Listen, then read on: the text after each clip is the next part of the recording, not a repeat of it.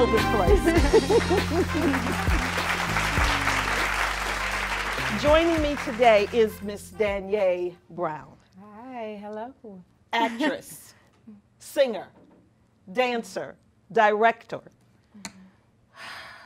soon to be released writer. Thank you for being here. Thank you for having me. So we're just going to relax and have fun. Okay. All right? No rules. Only rule is to have fun. Okay. And to tell the truth. Okay. Okay. So we've known each other since 2011. Yes. Detroit, Yes. Michigan. I met Danye when she auditioned for a piece that I wrote on Afeni Shakur.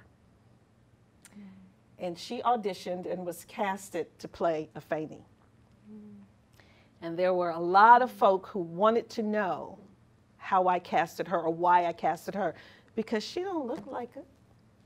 There were at least 5 actresses from as far away as South Carolina who looked like a Shakur, who was there to audition and thought for sure that because they looked like her, they would be casted. And this is the woman who played her and played her well. You want to talk a little bit about that experience? Oh, yeah, absolutely. Let's see. I remember that audition. I remember because I had actually auditioned for you before for True Colors Theater's Black Nativity. And I knew who you were. And, you know, I was excited about the audition. And at that time, you know, I mean, and even now, I was happy to audition for whichever role. You know, I just really wanted to work. And so that I remember the process being different like no other. And then I remember being in the process and knowing it and like, oh yeah, this is it right here. I get to be creative. She wants to see what we do organically. Like, oh yeah, this is it right here, because it was just a very freeing experience. It gave us the opportunity to interact with each other, release the pressure of like being in an audition and having to be like perfect, how sometimes artists just want to have the perfect audition. And so I was excited about that. And just stepped up to the challenge of reading for Afeni. I knew how big that could be, and I knew the responsibility that came with it, especially being at the Tupac Shakur Center of the Arts, surrounded by his family and people who cared about his legacy. It was a pretty huge opportunity. So I did as much research as I could on Afeni Shakur and realized that she was a pretty amazing woman with a history of being an activist, and she was just a very passionate person. So right at the door, I knew that I could connect even just on the level of passion. So I didn't know that I would be cast as the lead, and then when I was cast as Afeni, I definitely used what God gave me, the talents God gave me, to transform and to become this woman. I wanted to capture her vocal rhythm. I wanted to capture her, I wanted to know how she thought, so that when I'm performing this piece, the actions could be instinct instead of just like I'm playing a part. So, and the experience, the rehearsal process, which was led by Hilda, is extraordinary. I mean, she pulls the truth out. If you think you gonna come up in there and just be acting, you are seriously mistaking yourself and tricking yourself out. But there were many nights where the truth just had to rise. It's kind of like when you take gold and you have to, or when you're making gold and all the impurities come to the top. Hilda's process makes the truth rise to the top, and we have to walk in it, and we have to be consistent in walking in it. And then check this out, when you walk in it, once she sees it, then she's gonna raise it to the next level. You know what I mean? So it's not like the work ever stops. And for that, I admire her and I admire the process. I grew as an actress. We had the opportunity to perform with young teens, as well as professional actors, and some who I think some of them it was just their first play or something. So there was a range of talent and artists there. And Afeni came to see the show, and that was amazing too. It was for her 65th birthday celebration. Yeah, she came to see it, and of course, as an artist, we wonder, like, you know, are we doing the character justice? One of the things I did for the research, I don't know if I shared this with you, is that I read Jasmine Guy's book, her autobiography on her, and man, it was loaded with information that was very helpful to the rehearsal process for me. And then I also took CDs that had been given to me by the Tupac Center, and like trips. She took some mission trips to Africa, and she was speaking at she would speak at various places, and I was able to listen and watch her. I mean, she's on YouTube as well. Just a wonderful body of work. You think, oh, she's just Tupac's mom, but this woman was like a crusader for peace, justice, you name it, she was fighting for it. And then knowing her son, who carried that same legacy, she advocated for his legacy to go on and on and on. So I was very honored to be able to play that role and to be directed by you. Thank you. One of the things that led to me deciding you for the role was I knew that I was looking for an actress who could sing and could dance. So the additional challenge to that piece was that Afeni Shakur would sing and she would dance, and she would dance with a big pregnant belly. And so, you know, we've not talked about it, but I need you to know that I'm almost always looking for a triple threat, even if it's a straight drama. Thank you for sharing that. When we come back, I want to talk a little bit about some of the challenges that you may have had in the course of your career, but also I want to talk about things that you have celebrated, and you have many things that you have done very well. So I want to get down and a little bit dirty, just knee-high dirt. Okay. Not hip hop. Okay. Thank you. No problem.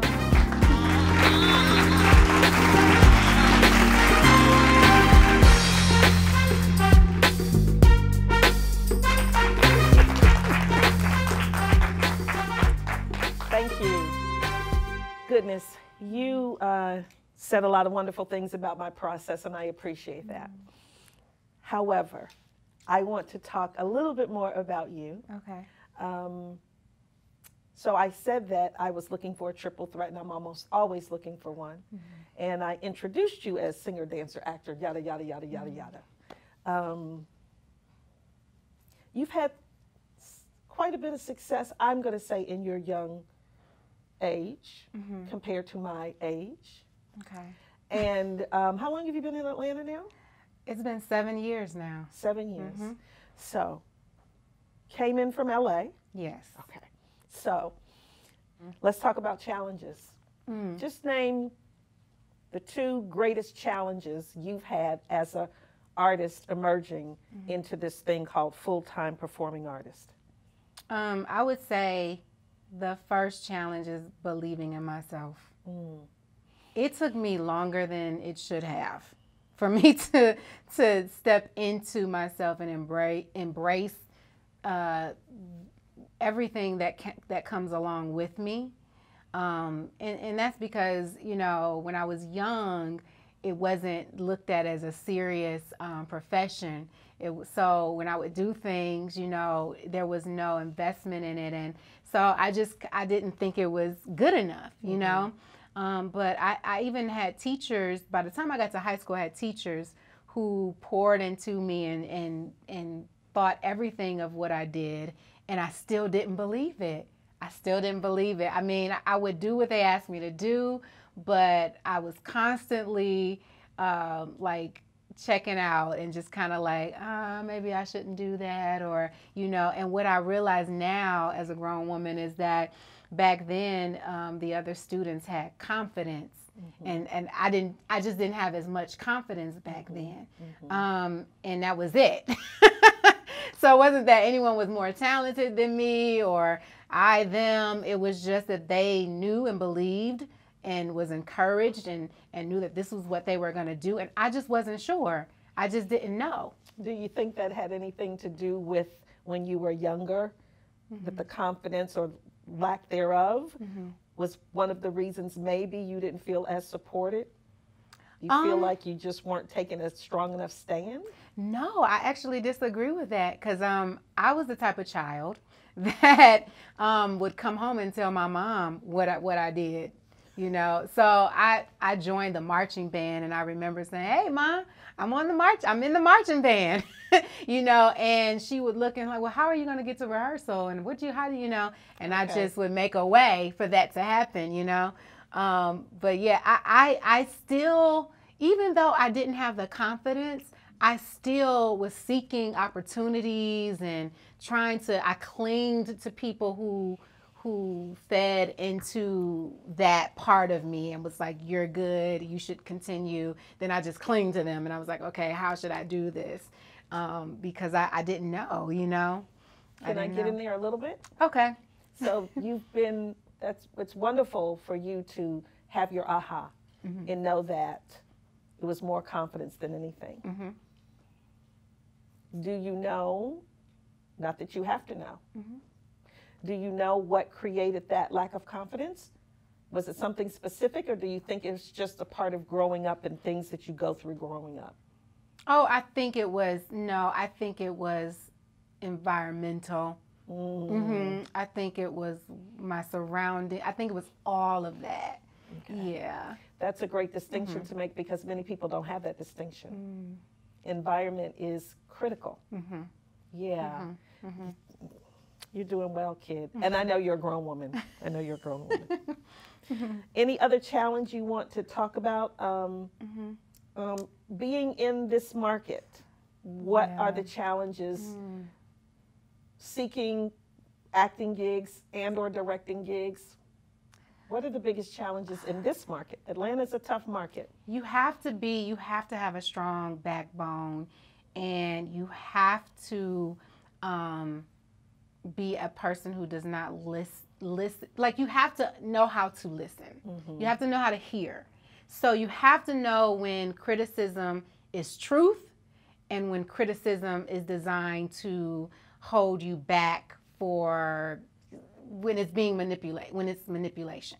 Is there a difference between LA market and Atlanta market when it comes to pursuing your art? Yes. In the LA market, I had a group. There were a group of us who were artists, and we were going for it, and we celebrated when we made it, because it is a different market. There aren't a lot of roles for African American women. There aren't a lot of African American women in the entertainment industry. So that was something we celebrated. When someone got something, it was like, yes. It was like, go, and I'm next, and we were like, you're next, and we were there for each other. And it's different here. It's different. It's different. It's as if someone gets something, it's like someone else is shunned by it. But so you have to be a person who does not. So I spend a lot of time trying to balance I feel like the energy of others sometimes, and that's hard. It's hard and it's draining sometimes. But it's like, I don't want to intimidate anyone with what I possess, and I don't want to be intimidated by what anyone else possesses. And so if I grow to a point, which I've grown to a point where I don't allow what someone else has to affect what I know God has for me, then now I'm spending my time trying to build up people around me so that we all know that we win together. And that's what I would love for the Atlanta market to have more of. Well, as long as you're here, I'm sure they'll have more of it. And if people miss out, you won't, because that's what you're building for yourself. Right. And we're almost out of time for this segment, but I want to share one thing with you, and I want you to give me at least one question you would have for me as a coach. Okay. And I may answer it after your performance, Okay. if that's okay. Okay. Can you visualize a rose right here in front of you? Yes. What color is that rose? Red. Is it open or is it closed? Open. Okay. Whenever you are in an environment that isn't supportive of you, because now you're at a level where you are beginning to hear. You need to trust what you hear. And if you have a question, give it back to spirit and just keep listening. But as long as you can envision a rose in front of you, when you are in an environment and there's negative energy, have the energy just go into the rose. Because see, if you can envision that tells me that, and you must have said energy at least 5 times. So that lets me know you are aware of it, and now it's learning how to move it. And it's not about trying to keep someone else's experience from happening, because things happen because they happen. Like, who am I to say that what you're going through isn't something that you're supposed to go through? It doesn't mean that I have to throw up on you because I'm going through it. You may not be able to stop my intentions, because you may not know what they are. But if you pick up that something is not right, all you have to do is send that energy into something. And I say send it into a rose, because a rose is beautiful. A rose is loving. Your rose is open. It has thorns. That comes with being a rose. But if someone is sending negative energy your way, then let them deal with the rose. And it could be water, it could be anything. But what comes up for me, for you, is a rose. Yeah. Okay. And that's peace. Yeah. And that's a large part of peace work. Right? Yeah. Yep. So we got to find our peace and know our peace so we can keep the peace. That's right. So what are you going to do for us when we come back? I'm going to perform an interpretive dance piece that will lead into a monologue from Lynn Nottage's Ruined, role of Salima. So you'll be in dialect. Yes, I'll be in dialect. And then I will sing a piece from Mahalia Jackson's Troubles of the World. Woo! Give it up, give it up, give it up for Danye.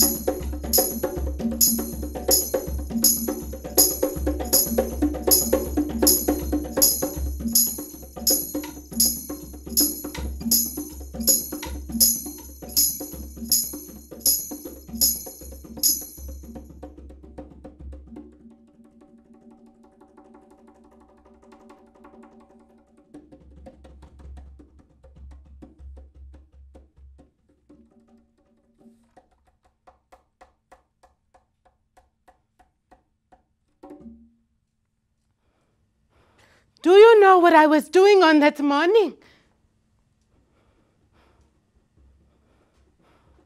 I was working in our garden, picking the last of our sweet tomatoes. I put Beatrice down in the shade of the frangipani tree because my back was giving me some trouble. Forgiven. Where was Fortune? He was in town fetching a new iron pot. Go, I said, go to Danye, or you won't have dinner tonight. I've been after him for weeks over a new iron pot. And finally, on that day, the damn man had to go and get it. A new pot. The sun was about to crest, but I had to put in another hour before it got too hot. This splendid peacock came into my garden, showing off his feathers. I stooped down and I called to the bird. Whist! Whist! And just then I felt a shadow cut across my back.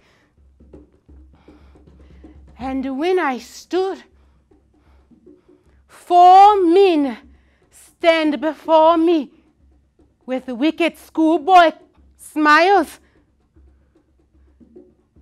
Yes, I said, and the tall one slammed the butt of his gun against my cheek. It happened so quickly I didn't even know I'd fallen to the ground. Where did they come from? How did I not hear them coming? One of the soldiers held me down with his boot. His boot was so heavy. He was so heavy, thick, like an ox. His boot was dried and withered like it had been sitting in the rain for weeks. His boot was so heavy, and it was all that I could see. While the others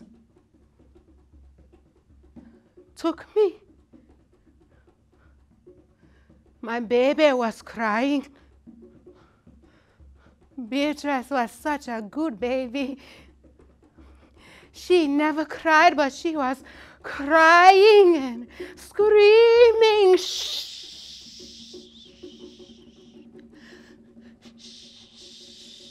I said. And then one of the soldiers stomped on her head with his boot.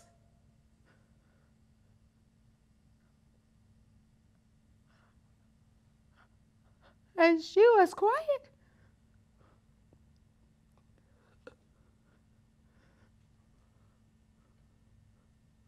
Where was everybody?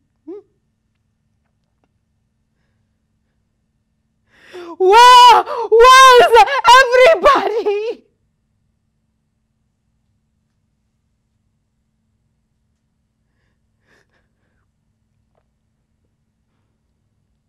Soon will be done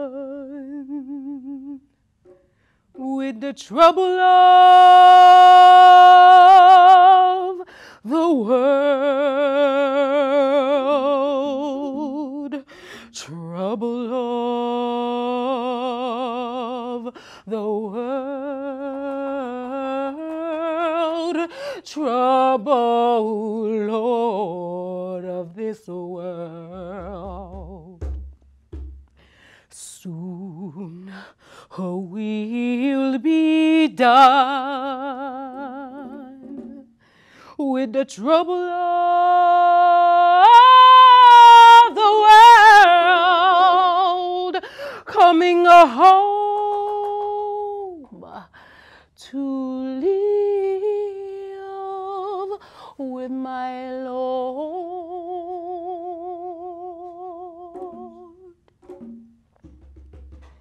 No more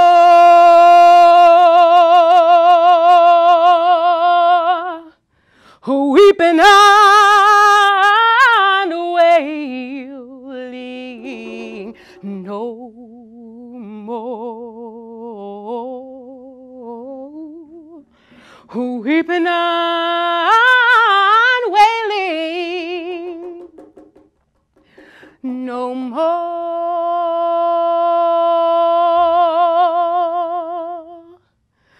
weeping and wailing.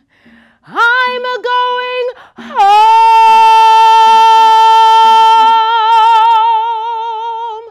to live